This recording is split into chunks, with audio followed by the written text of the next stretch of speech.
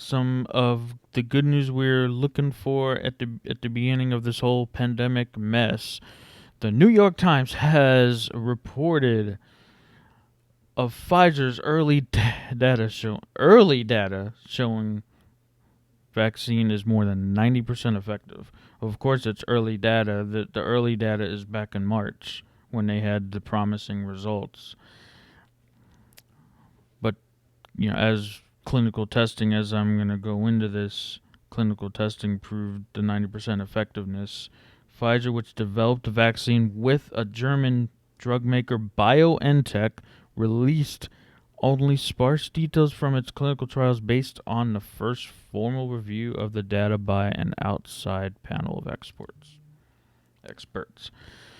The company said later the analysis found that the vaccine was more than 90% effective in preventing the disease among trial volunteers who had no evidence of prior coronavirus infection. If the results hold up, the level of protection would put it on par with highly effective childhood vaccines for diseases such as measles. No serious safety concerns have been observed, the company said. Pfizer plans to ask the Food and Drug Administration for emergency authorization for the two-dose vaccine later this month. This came out November 9th, updated yesterday, November 12th.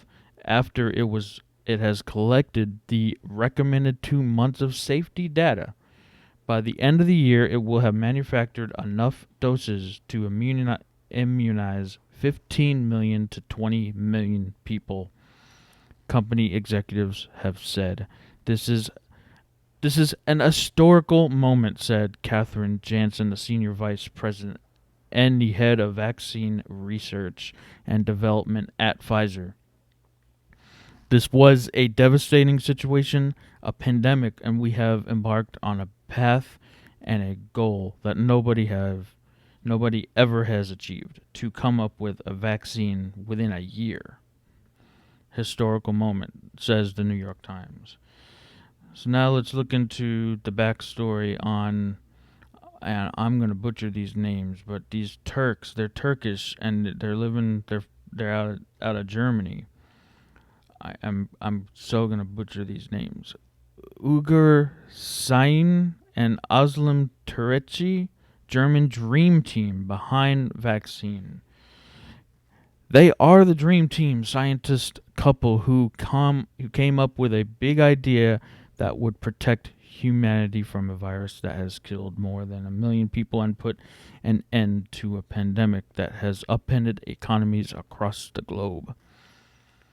But as the world breathed a sigh of relief at Monday's news that the experimental vaccine developed by German biotech company BioNTech and partnered with U.S. pharmaceutical company Pfizer has shown positive results in the all-important Phase 3 trials. Sain and Türeci, again I'm butchering these names, displayed characteristic modesty. BioNTech chief executive Sain, known for still cycling on bike to the headquarters of a company currently valued at 21.9 billion, that's 16.6 billion in euros, said the trial results were above all a victory for innovation. A victory for innovation, he says, science and of a global collaborative effort which might hopefully help the world regain a sense of normalcy.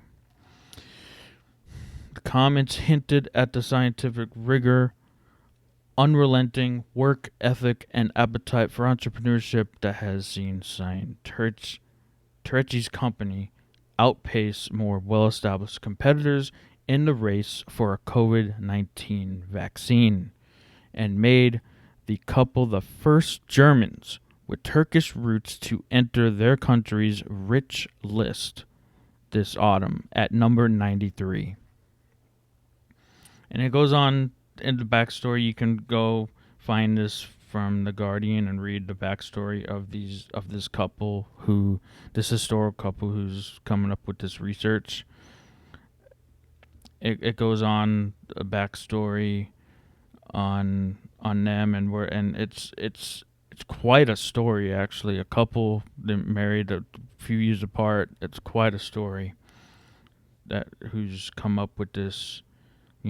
Germany's essentially going to get the credit, which bravo to Germany, right? Bravo to Germany.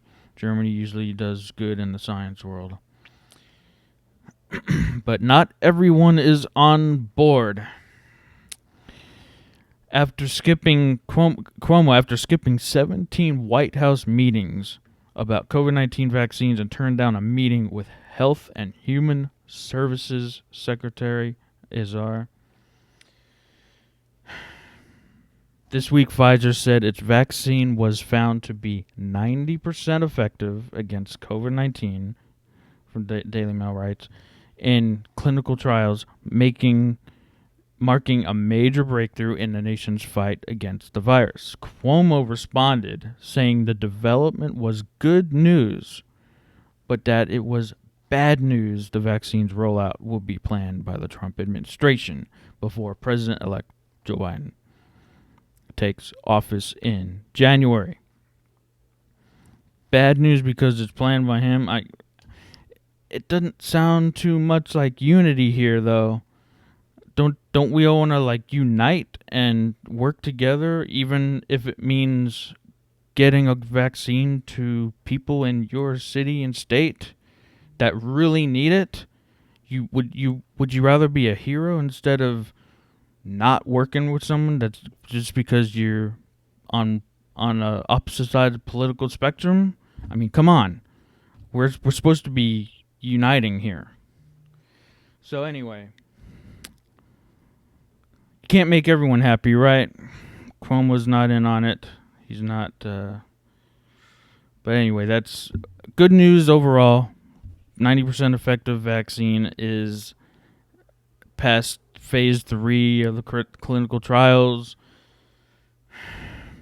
and is this the good news we were hoping for all year long when we heard about and learned about this pandemic through the months and months of everything that went on in 2020? This is the good news we were hoping for.